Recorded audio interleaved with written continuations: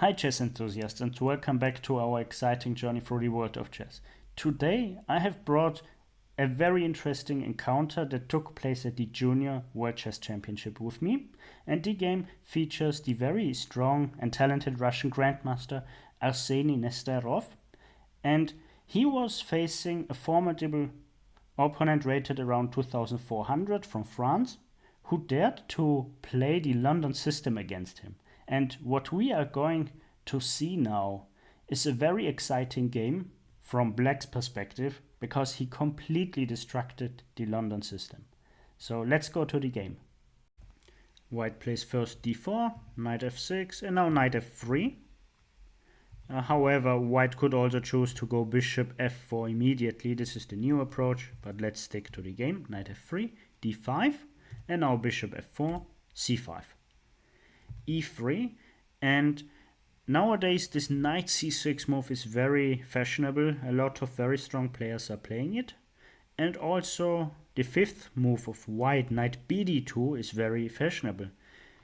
But with knight bd2, White decides the fate of the black squared bishop on f4. It's going to be exchanged for the knight on f6. But let's see if White could try to hold it. So let's say h3, but then comes queen b6, and now White has many weaknesses and probably the position isn't that good anymore. So knight bd2, then comes knight h5, and now the bishop can move, but wherever it moves, it's not saving the bishop. So let's say bishop g5, then comes h6, bishop h4, g5, and now e5 in order to attack the knight on h5, but then knight takes e5, d takes e5, knight to g7, bishop g3, knight to f5, and still Black can take the bishop if he wishes so. So what about the alternative? Bishop e5. So let's start with the thing I would recommend Black not to do, and this is playing f6. And the reason is that White can just give up the bishop, and with perfect play Black will get an equal position. F takes e5, Black is up a piece, but now comes c takes d5, and if Black tries to maintain the extra piece with knight b4, for example, then knight takes e5, attacking the knight on h5, knight to f6, bishop b5 check, bishop d7, and after knight takes d7 there's only one way to recapture it, and it's with the knight. So knight takes d7, a3, knight to a6, and now you will see why I highlighted that only the knight can recapture on d7, because now White can play queen h5 check, and after g6 he has queen e5 with a lot of threats.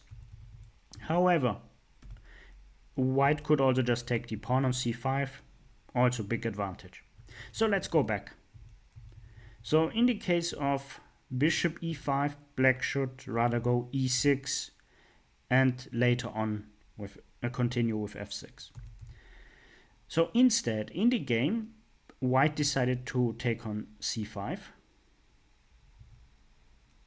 and knight takes f4, e takes f4. So right now White is up a pawn, and in this position Black has alternatives. He can play g6, and this has been played by very strong players. It leads to a rather calm position where White continues with c3, then comes bishop h6 to force g3, castle, knight b3, a5, a4, and at some point bishop g7, because the bishop on g7 is stronger than on h6. But Nesterov didn't opt for this move, but for queen a5. And this move has been played by players like Caruana, Nakamura, and other strong players. So absolutely playable. And the trick here is that White really needs to play dynamically with c4. Any other move scores very bad. So in the game, bishop d3 was played. And bishop d3 is basically fighting for nothing. So let's see what the idea behind c4 is. So c4, attacks the d5 pawn. Black defends it with e6, and now comes a3. Queen takes c5, b4, and white gains space on the queen side. Let's go back. But as mentioned, bishop d3 was played. Then came queen takes c5, castles, g6, rook e1, bishop g7, knight e5.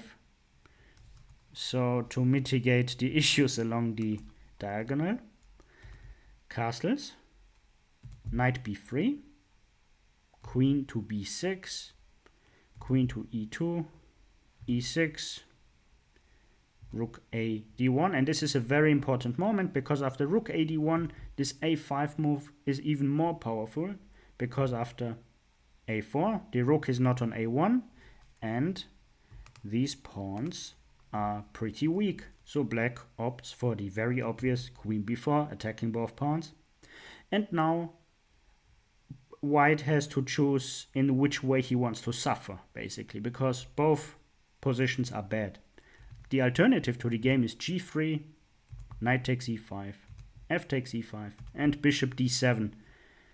Black doesn't think about taking on a4 with the queen. Instead, he can take with the bishop.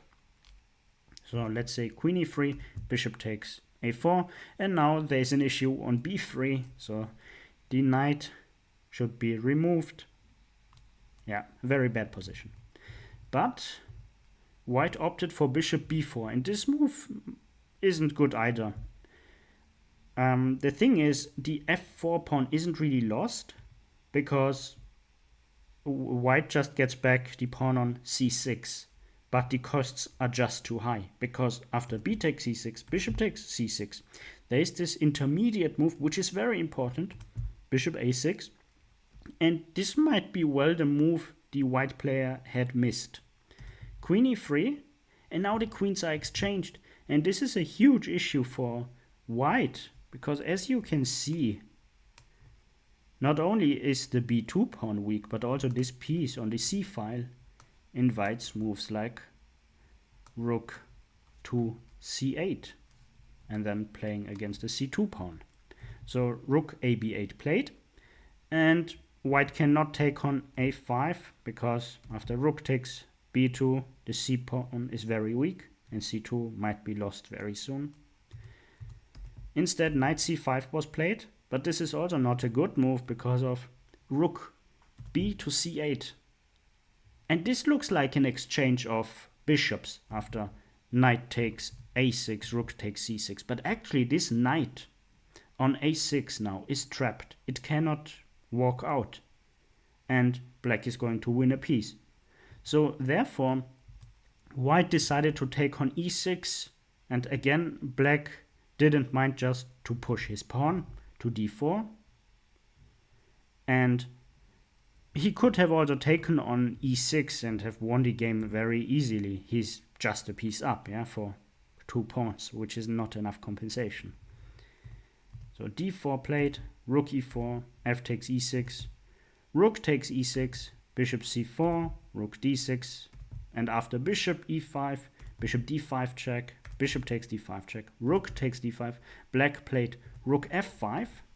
Now you can see there are some discovery attacks, very unpleasant, and white decided to resign here. I hope you enjoyed the video and also the game. Personally, I always hated playing against the London system. What about you? Let me know in the comment section. See you. Bye.